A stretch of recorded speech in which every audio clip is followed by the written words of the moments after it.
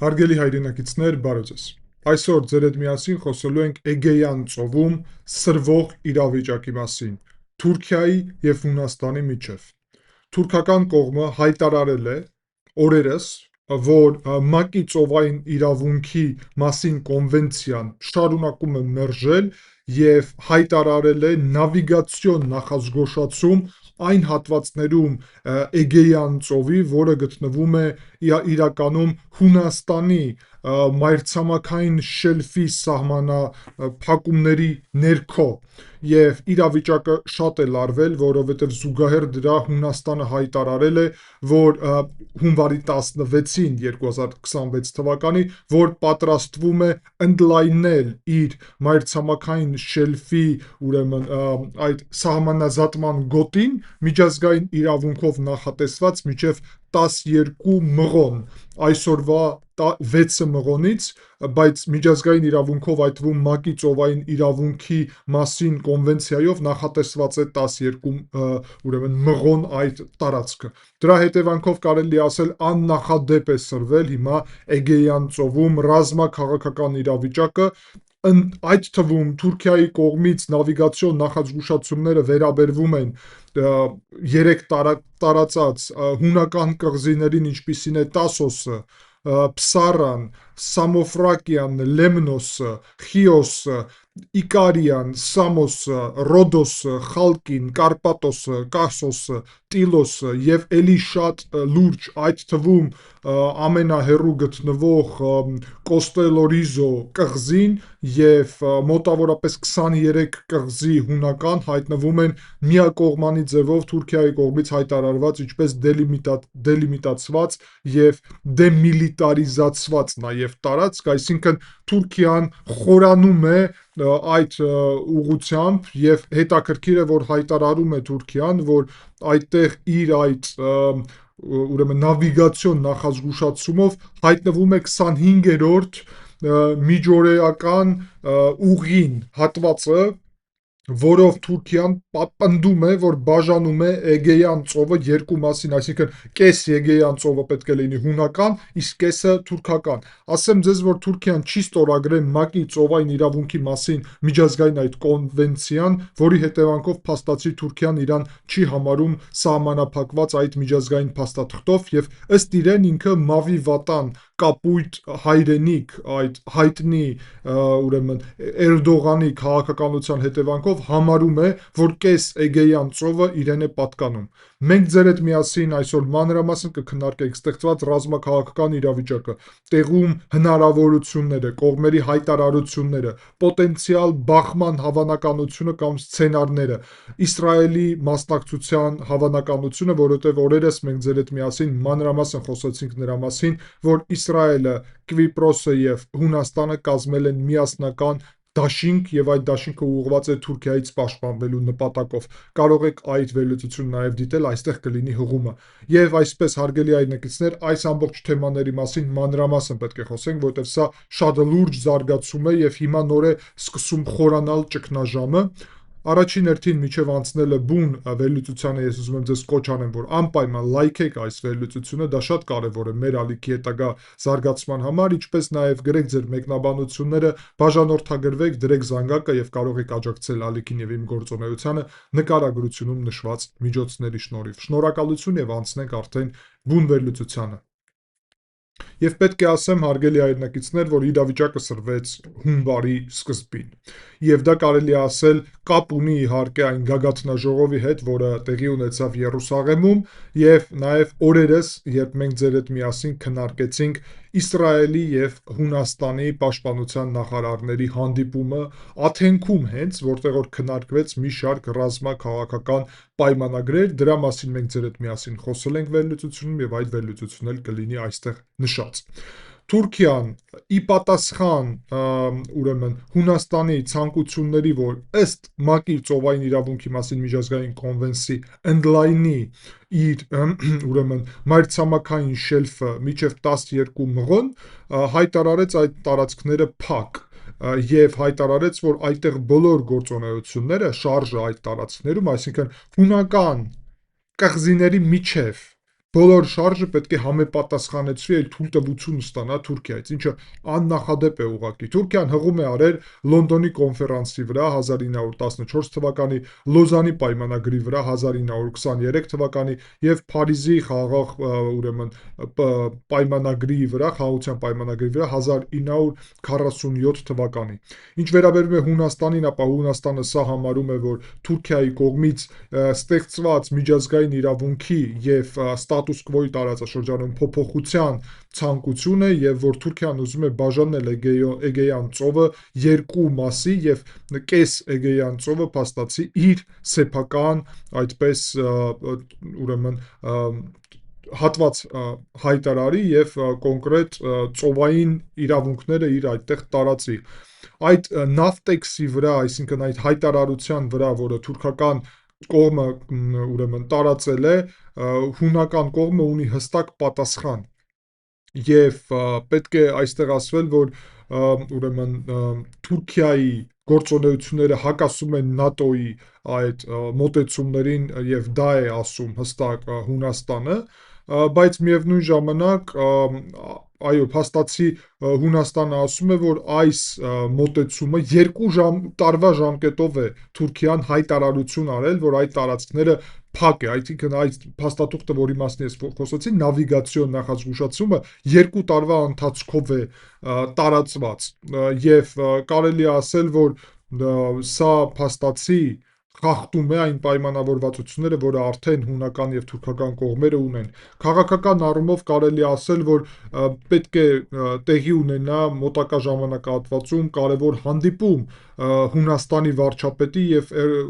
Թուրքիայի նախագահ Ռեջեփ Տայիպ Էրդողանի։ Միցոտակիսը եւ Էրդողանը պետք է հանդիպեն եւ փաստացի Թուրքիան սրեց հարաբերությունները մինչեւ այդ հանդիպումը։ Նաեւ սրանով ինչ որ առումով պատասխանեց Հունաստանի շարունակվող ռազմական հզորացմանը եւ Իսրայելի հետ մերձեցման այդ կարևոր գործընթացին։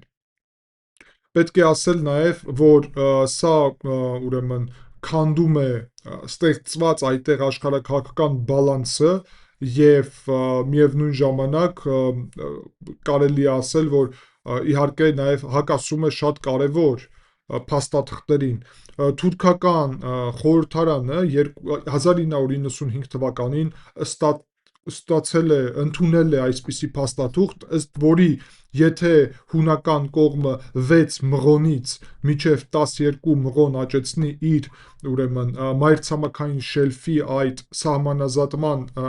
գործընթացը, ուրեմն դա պետք է դառնա կազուս բելի, այսինքն ըստ թուրքական խորհրդարանի դա կազուս բելի է։ Կազուս բելին հիշեցնեմ ձեզ, որ դա պատերազմի պատճառ անվանում է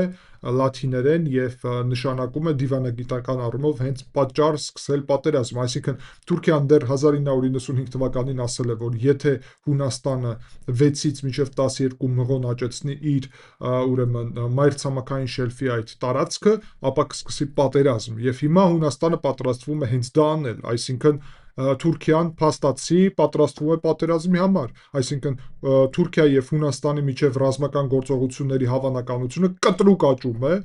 եթե հաշվի առնենք այդ 6-ից 12 մղոն գործընթացը եւ մենք ձեր հետ միասին պետք է հասկանանք, թե ինչ զարգացումներ նաեւ կարող են տեղի ունենալ։ Բացի դրանից պետք է ասել, որ 2023 թվականի դեկտեմբերի 7-ին Աթենք այցելել է Ռեջեփ Տայիպ Էրդողանը եւ այդտեղ 10 կետից բաղկացած փաստաթուղթ են ընդունել կողմերը, որոնք պայմանավորվել են, որ ուրեմն այդտեղ հարցերը լուծեն բանակցությունների միջոցով եւ զարգացնեն հարաբերությունները, բայց իրականում սպասել դա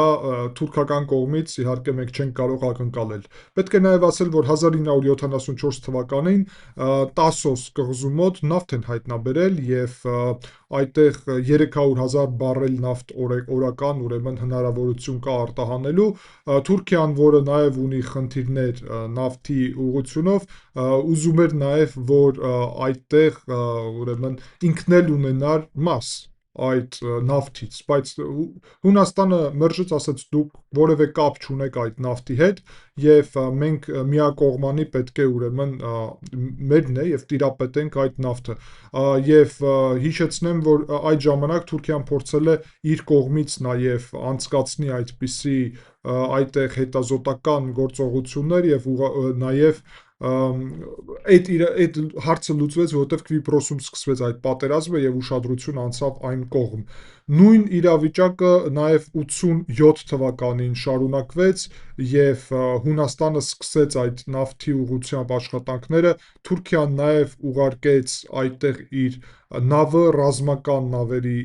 հետ միասին եւ այն ժամանակ Հունաստանի վարչապետ Պապանդրեուն հայտարարեց, որ ուրեմն կխանգարեն Թուրքիային այդտեղ որևէ գործողություններ ծավալի։ Թուրգուտ Օզալը, այդ ժամանակվա Թուրքիայի վարչապետը հայտարարեց, որ ուրեմն Թուրքիան պատերազմ կհայտարարի Հունաստանին, եթե Հունաստանը խանգարի դրան։ Հունաստանը չսկսեց այդ վաղ նավթ այդտեղ ուրեմն արտադրել, այսինքն եւ այդ ուղղությունով ավարտեց իր գործունեությունը, բայց Թուրքիան նաեւ ի պատասխան ավարտեց եւ հարցը այդպես կարելի ասել լուծվեց։ Հետո արդեն մենք տեսնում ենք, որ 2020 թվականին նաեւ իրավիճակը նորից սրվել էր եւ 2020 թվականի ամռանը Թուրքիան ուղարկել էր եւս մեկ այդպիսի նավ Oruç Reis, որը ռազմական նավերի հետ միասին Կաստելորիզո ամենաարևելյան հատվածում գտնվող, ամենահեռու կարելի ասել մայրաքաղաքից գտնվող կղզու ուղղությամբ ռազմական նավեր էր ուղարկե։ Այդ ժամանակ Հունաստանը անցկացրեց իր ռազմական ուժերը ծովային ուրեմն մարտական իրավիճակի եւ ուղարկեց նաեւ Ֆրանսիան իր նավերը տարածաշրջան, այսինքն Հունաստանի գլխավոր դաշնակիցը նաեւ Ֆրանսիան է, երբ խոսք է գնում հենց նավերի առումով։ Այդ ժամանակ թուրքական կողմը նաև Նավտեքս էր տարածել, հիշեցնեմ Նավտեքսը դա նավիգացիոն նախազգուշացում է եւ այդ Նավտեքսը անընդունելի հայտարարվեց Հունաստանի կողմից, այն ժամանակ Եվրոպական միությունը եւ Միացյալ Նահանգները բերեցին այսպիսի իրավիճակի լուծմանը։ Ասացի արդեն, որ 2023 թվականին Աթենքում ընդունվեց այդ հռչակագիրը եւ փաստացի Թուրքիան եւ ուրեմն Հունաստանը պայմանավորվեցին, որ հարցերը պետք է լուծեն բանակցությունների միջոցով։ Բացի դրանից պետք է այստեղ ընդգծել, որ 2024 թվականի արդեն վարչապետ Միցոտակիսը այցելեց Անկարա եւ այդտեղ էլ երկու կողմից ուրեմն հայտարարություններ արվեց եւ կողմերը ասացին, որ փորձելու են հարցերը լուծել բանակցությունների միջոցով եւ խաղաղ ճանապարհով։ Թուրքիան այդ ժամանակ իհարկե նաեւ քննադատում էր եւ գործունեությունը Հունաստանի այդ կղզիների ուղղությունով, հաշվի առնելով, որ պատրաստվում էր Հունաստանը նաև այդտեղ ձևավորել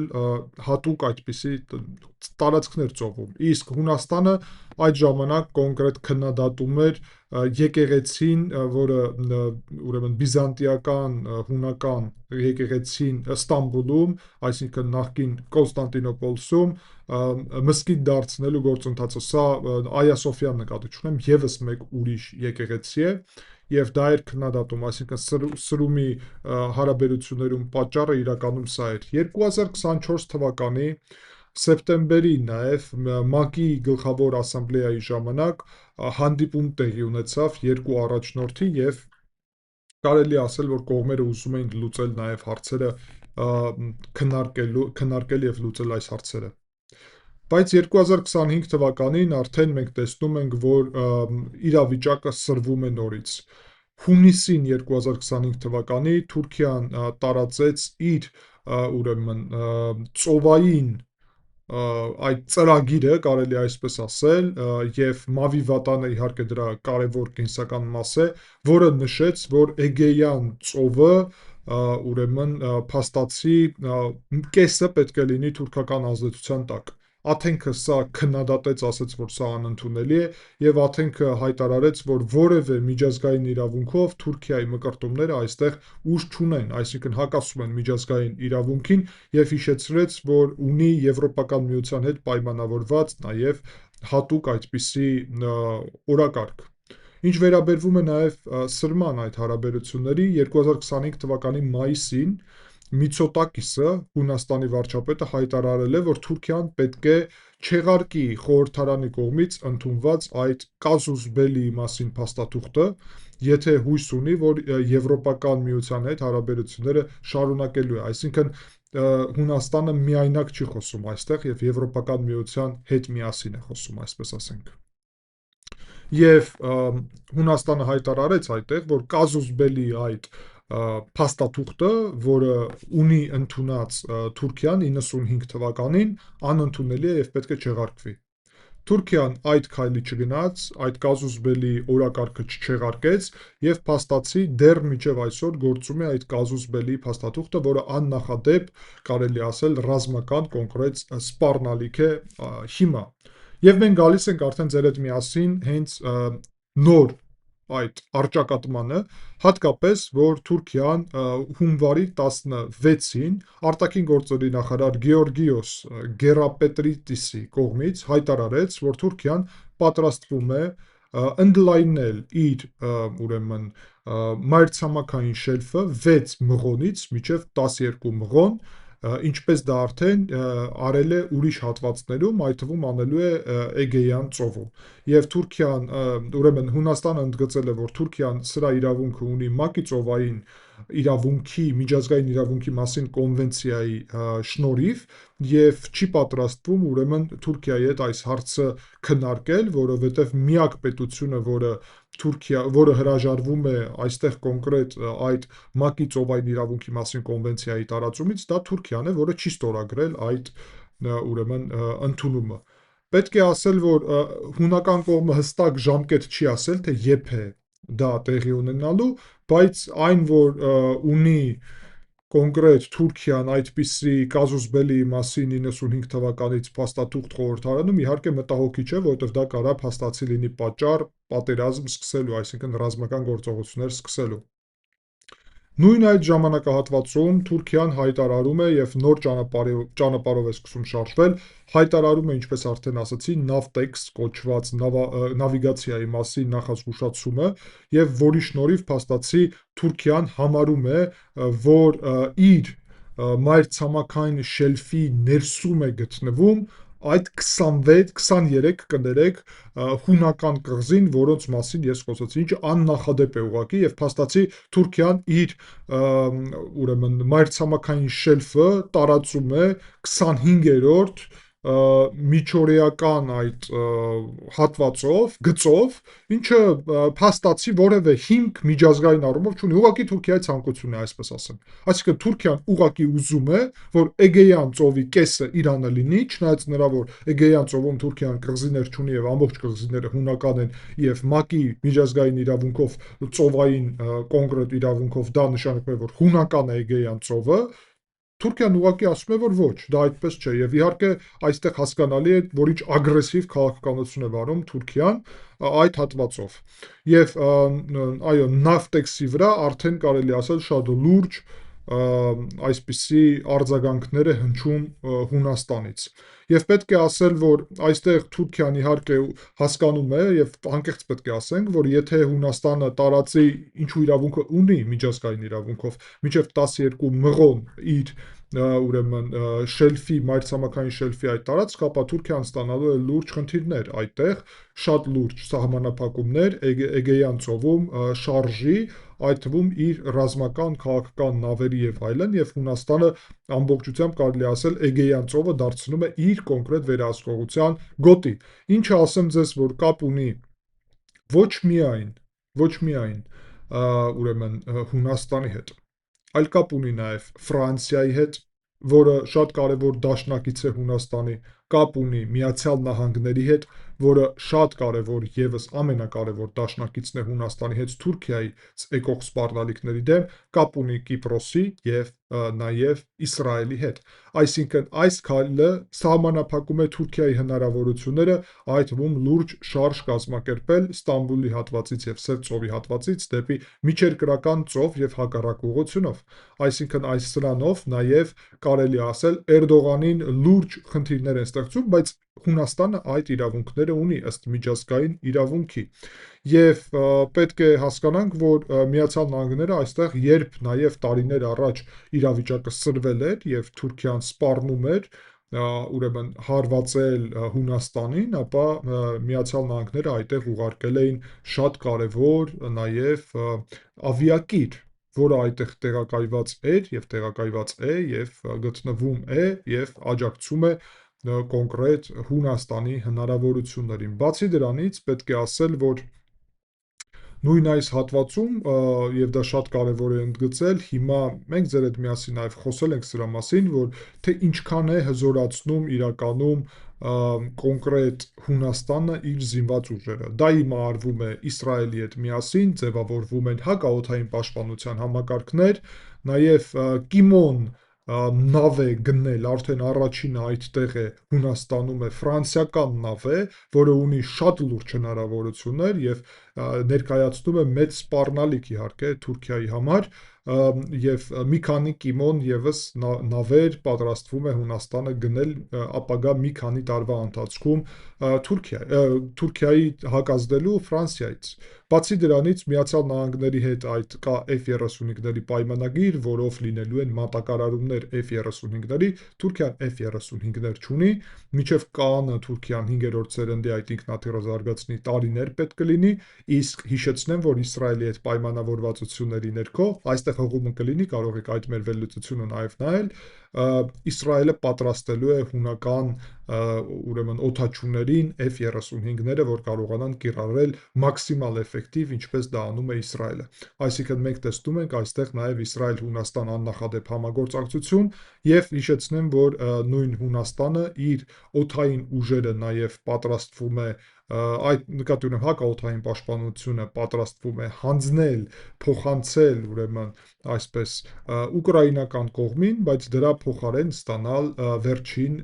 իսրայելական հակաօդային պաշտպանության համակարգները հրաժարվելով ռուսականից ամբողջությամբ։ Խոսք է գնում բառակ համակարգների մասին, բայց խոսքը նաև գնում է իհարկե երկաթի գմբեթ ամենակարևոր իսրայելական համակարգի հետ, որը ստեղծելու է լրջագույն խնդիր թուրքական թայֆուն հրթիռներին, որոնցով թուրքերը սպառնացել են հարվածել Աթենքին։ Եվ այսպես, հարգելի հայրենակիցներ, իրավիճակը Էգեյան ծովում սրվում է շատ լուրջ, որովհետև մենք փաստացի մի կողմից Հունաստանը պատրաստվում է այդ ուղղությամբ քայլեր անել եւ պարզ չէ թե երբ, բայց մինչև 12 մղոն աճեցնելու է այդ հատվածը, բայց թուրքական կողմը ունի կազուս բելի, այսինքն պատերազմի մասին այդ կարևոր փաստաթուղթը, որը խորհրդարանը ընդունել է։ Ինչը նշանակում է, որ մենք կարող է հայտնվենք ինչ-ինչ իրավիճակում շուտ, շատ արագ եւ անսպասելիորեն կարող ենք հայտնվել Թուրքիա-Հունաստան պատերազմի իրավիճակում եւ մենք ձեր հետ միասին իհարկե պետք է հետևենք այս գործընթացներին եւ մեր համար դասեր քաղենք եւ նաեւ փորձենք այդտեղից օգուտ քաղել, իսկ օգուտ քաղելը ես արդեն ասացի, որ հաշվի առնելով, որ մենք էլ ենք ռուսական հոպից հրաժարվում, անցնում դեպի արևմտյան հոբ, մենք պետք է կարողանանք համագործակցել հունական, Կիպրոսի եւ Իսրայելի կողմի հետ եւ դրա պատրաստվածությունը եւ ցանկությունը նաեւ իսրայելական կողմը ունի, հարգելի հայրենակիցներ, չնայած նրա, որ մենք ձեր հետ օրերս խոսեցինք Մոշե Լյուֆթհաֆտի այդ ներքաղաքական գործում մասնակցելու մասին եւ օգնելով ռուսաստանցի օլիգարխ Սամվել Կարապետյանին, պետք է ասեմ, որ դա չպետք է կապել Իսրայելի հետ։ Իսրայելը հակառակը մեզ հիմա աջակցելու ցանկություն ունի Հայաստանի գործող իշխանությունների հետ, իրանք շատ լավ հարաբերություններ են հիմա ձևավորում եւ մենք պետք է մեծ քայլեր անենք Իսրայելի հետ մեր հարաբերությունները շատ մոտեկացնելու եւ զարգացնելու ուղղությունով։ Ուստի համարում եմ, որ մեծ անելիք ունենք այդ ուղղությամբ եւ կարող ենք օգտագործել մեզ ի օգուտ նույնիսկ այսպիսի ճգնաժամերը, իհարկե Միացյալ Նահանգների հետ, Վաշինգտոնի հետ հարաբերությունների շնորհիվ, այսինքն մեր Հունաստանի, մեր Իսրայելի հետ հարաբերությունները մեծ մասամբ կախված են Միացյալ Նահանգներից, որոնք TRIP-ի ծրագրի շնորհիվ նաև շարունակաբար մեր կարևորագույն գործընկեր եւ դաշնակիցն են լինելու, ինչը շատ մեծ կարևորություն ունի։ Շնորհակալություն ուշադրության համար, հարգելի հայրենակիցներ, չենք մոռանում անպայման լայքելը, բաժանորդագրվելը, գրել մեկնաբանությունները եւ կհանդիպենք, ցտեսություն։